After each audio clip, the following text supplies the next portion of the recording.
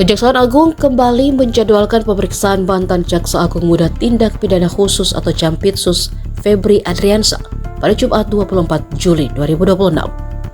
Pemanggilan ulang dilakukan setelah Febri tidak memenuhi panggilan penyidik yang dijadwalkan pada Rabu sehari sebelumnya karena alasan kesehatan. Kepala Pusat Penerangan Hukum Kejagung Anang Supriyatna mengatakan, Febri diperiksa sebagai saksi dalam penyidikan dugaan tindak pidana pencucian uang atau TPPU yang kini ditangani tim 9 bentukan Kejagung. Pemeriksaan sebelumnya digelar pada Rabu 22 Juli berdasarkan surat perintah penyidikan yang diterbitkan 20 Juli 2026. Usai Kejagung menerima pelimpahan berkas perkara beserta barang bukti emas 74 kg dan valuta asing senilai ratusan miliar rupiah dari Korps Tindak Pidana Korupsi Polri. Dalam agenda tersebut, penyidik memanggil 4 saksi dan seorang ahli TPPU. Namun hanya 2 saksi yang hadir selain Febri.